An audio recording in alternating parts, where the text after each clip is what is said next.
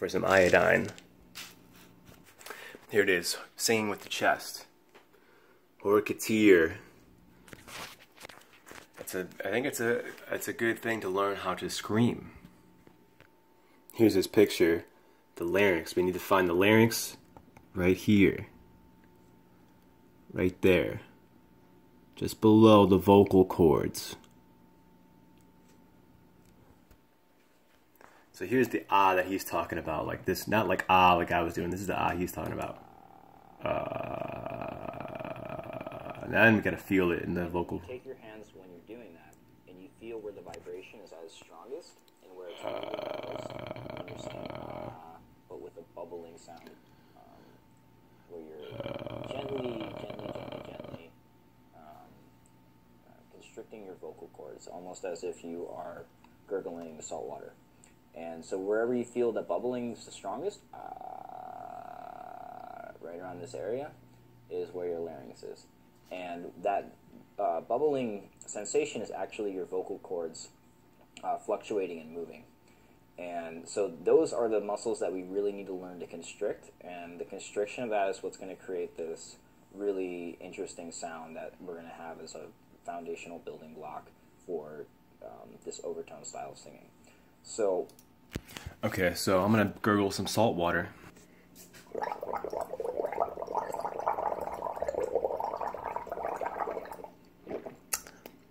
Some snake juice salt water with pink salt. So that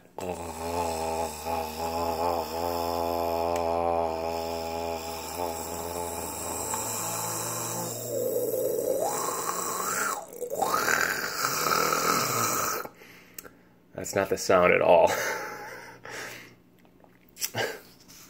That's the word, flex. That's what I'm thinking of, flexing. So gently stress the vocal folds, not to the point where they hurt, but just so that we're flexing them. When you constrict it, you'll hear the change in your voice like so.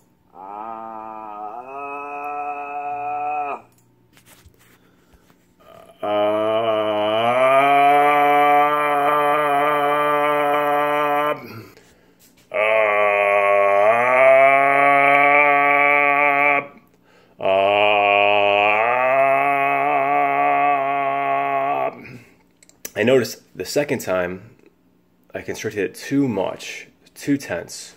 It wasn't gentle enough. The first and third time were good. I felt it.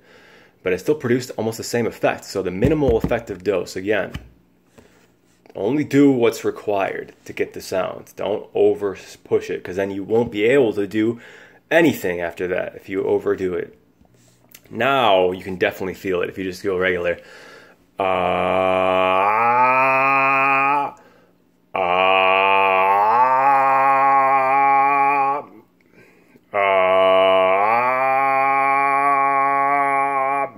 You can definitely feel your vocal fold, that part stressing there this time, not like the vocal fries, because that's all I was doing before. I was like, now it's like,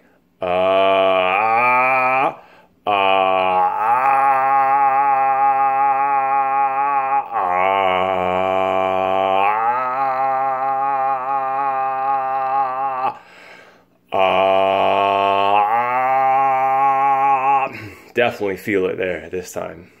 So he says you really feel it in your chest. You should feel it in your chest, huh? I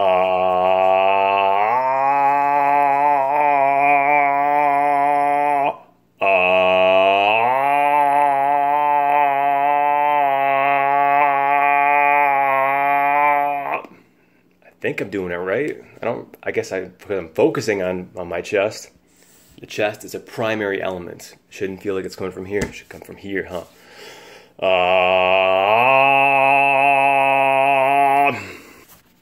Now kume. He says it hume. Hume, horketeer, chest voice with the addition of the lips and mouth as a resonant chamber. They just go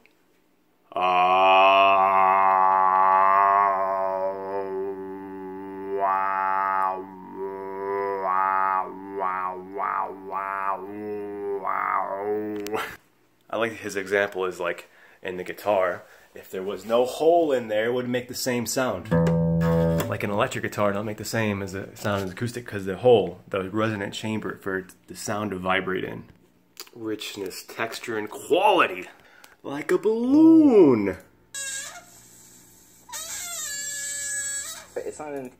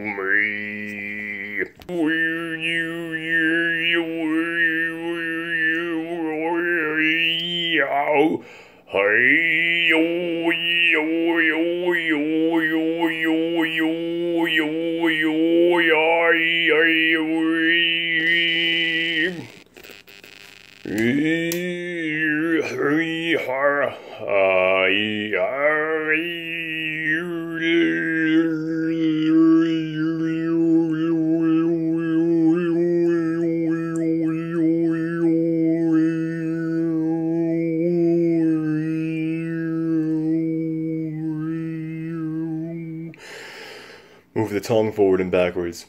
Are you?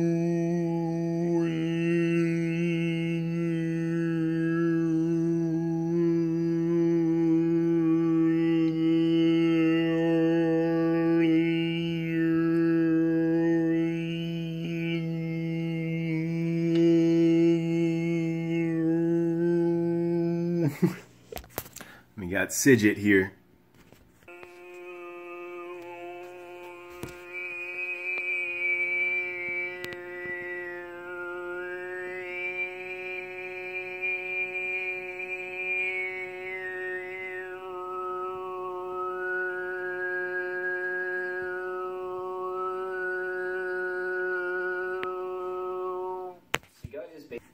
Singut, he calls it. You heard that? That's overtones. Overtone singing. Singut is a manipulation, or rather an extension of hume. So you use your tongue to change the resonant cavity, or the shape of your mouth to filter out like the certain tones, which creates that high piercing sound. Now I'm starting to feel it more in my chest. I think it's good to tense your chest when you're doing this type of exercise.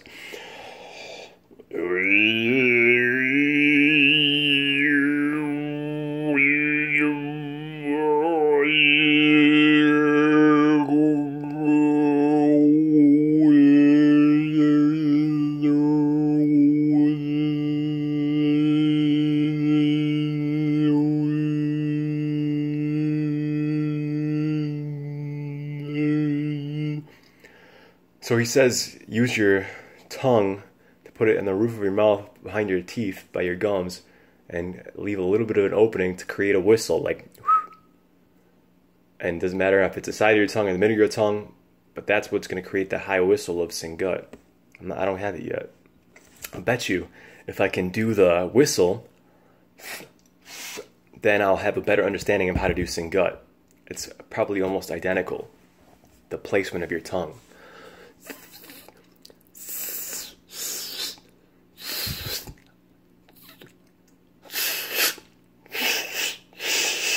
I gotta get that.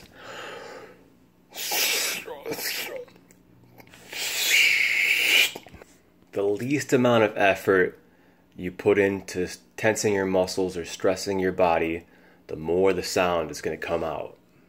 Well, I got work to do on that one, but here's the Kargyra. How does he say it? In order to learn the Kargyra technique, which... Kargyra.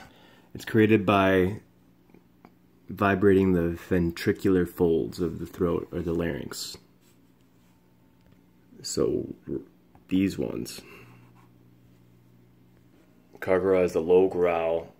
It's the vibration of the ventricular folds on top of the vocal folds. So you start by clearing your throat, not like, but like, you're whole throat should feel vibraty. But it shouldn't hurt at all. If you got the sound but it hurts, do something different. It shouldn't loosen up. Purring like a big cat.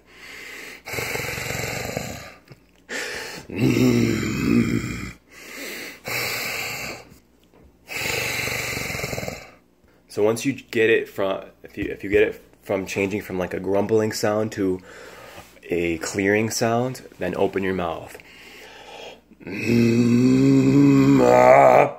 Shouldn't hurt at all though. Crap.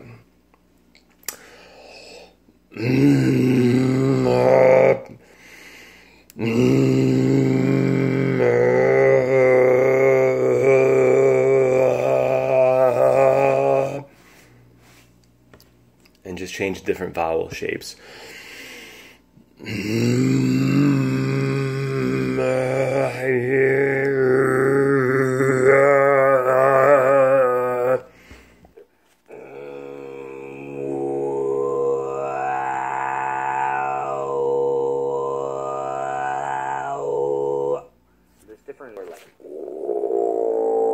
Although for me, Don't hurt yourself. Shouldn't hurt. Alright, quick overtone practice. Take a deep breath, don't raise your shoulders up, be relaxed. Make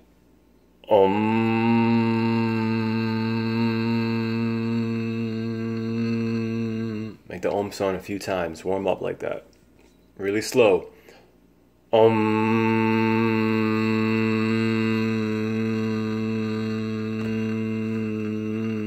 Get used to the vibration behind your nose.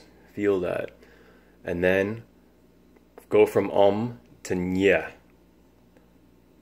So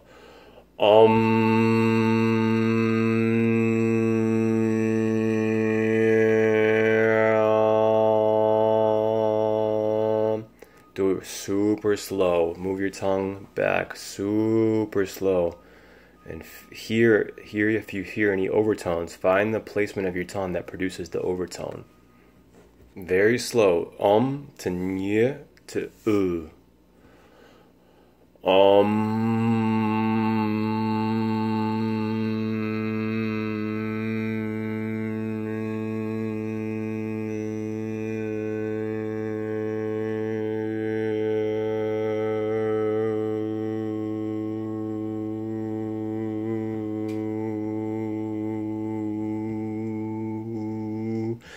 Didn't hear one, but keep practicing that. Very controlled, very, very slowly. Your tongue controls the pitch of the overtone sounds. The more times you practice that, the better.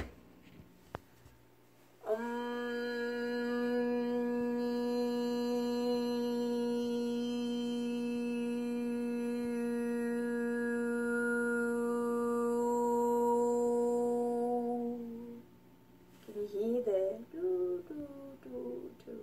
The more times that you practice that, the better, because your voice has to get used to it. The vibration in your nose, you need to get used to it.